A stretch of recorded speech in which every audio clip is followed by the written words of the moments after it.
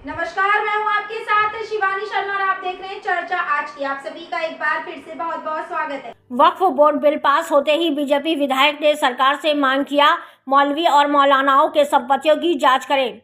खबर यूपी के बलिया जनपद में चर्चित महिला बीजेपी विधायक केतकी सिंह ने वक्फ बोर्ड अमेंडमेंट बिल पास होते ही सरकार से किया मांग। कहा मौलवी और मौलानाओं के संपत्तियों की जांच करे। सरकार सबसे ज्यादा वक्फ की जमीनें इनके कब्जे में हैं। विधायक ने कहा दोनों सदनों के बिल पास होते ही सैकड़ों मुस्लिम लोगों ने फोन पर दी उनको बधाई। इस बिल से गरीब मुसलमान खास तौर पर खुश हैं। इस बिल में एक वर्ग की बीजेपी में सदस्यता और वोट परसेंटेज भी बढ़ेगा। पीछे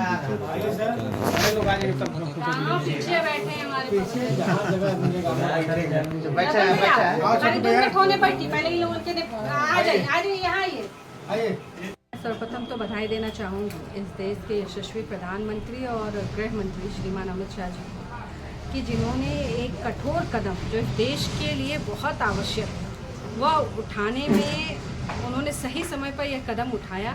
और इस वक्फ बोर्ड के द्वारा अब जो जिस तरह से पहले वक्फ के नाम पर गरीबों की ज़मीन और किसी भी चाहे वो किसी भी धर्म का व्यक्ति हो उसकी ज़मीन को हथियाने का, मंदिरों की ज़मीन को हथियाने का, गुरुद्वारों की ज़मीन के हथियाने का, स्कूलों के, कॉलेजेस के, किसी भी ज़मीन पे जिस तरह का वो एक तरह से कब्जा करने की एक ये जो प्रक्रिया चलती थी वक्फ के नाम के, उसको बंद अब हो जाएगा। उसके लिए मैं बधाई देना चाहूँगी।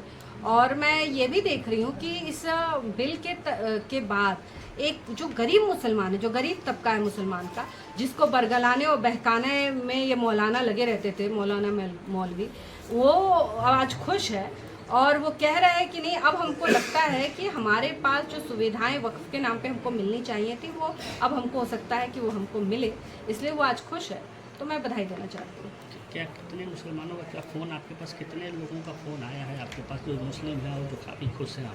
जी परसों से, जबकि ये बिल तो रात में पास हुआ, परंतु परसों से ही जब से इस बात की चर्चा होने लगी और जब देखिए बहुत बड़ी बात ये थी कि मुसलमानों को बरगलाया जा रहा था वक्फ के नाम पर, तो जब ये बात पूरी सदन में आई तब से आज जो गरीब तबके का मुसलमान है, कई फ़ोन मेरे पास आए इस बात को बधाई देने के लिए कि अब हम लोग विधायक जी समझ रहे हैं कि इसका क्या लाभ हम लोग को मिल सकता है और क्यों ये सरकार ने ऐसा किया है।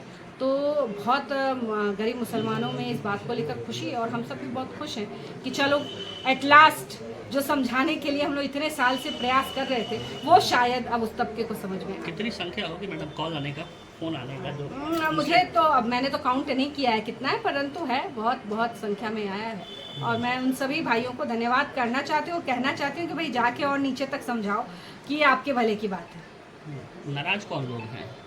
नाराज ये जो बड़े बड़े बैठे रहते हैं ना, जो चिल्लाते हैं वो माइक पे लेके मस्जिदों में, वो ज़्यादा नाराज़ होते हैं। मौलवी, मौलाना, ऐसे लोग ज़्यादा नाराज़ होते हैं कि भाई अब इनको तो समझ में आ गया कि हमारी तो जो राजनीतिक हम रोटियां सेकते थे और हम जो खुद उसका चेयरमैन बन के अब वक्त के चेयरमैन हो गया, प्रॉपर्टी की जांच करानी होगी। मैं तो मांग करती हूँ कि उनकी जांच होनी चाहिए कि कितनी उनके पास प्रॉपर्टी, अगर आज वक्त के जितने चेयरमैन थे उनकी प्रॉपर्टी की जांच हो जाए तो दूध का दूध पानी का पानी आ जाएगा।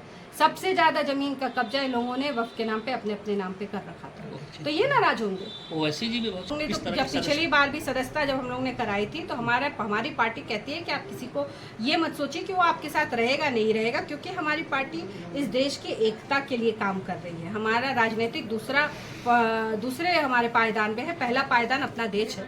तो हम लोग उस समय भी सबके यहाँ जाते थे, दोबारा अगर सदस्यता होगी तब भी हम लोग सबके यहाँ जाएंगे। हम किसी को नहीं छोड़ते हैं और हमारा ये प्रयास भी है कि हमारे हर कदम, आज आपको क्या लगता है कि जिस तरह इस्लाम में महिलाओं को एक तरह से टारगेट करके और उसको प्रताड़ित करने का काम होता था तलाक के नाम पर, आज जब मोदी जी 3 तलाक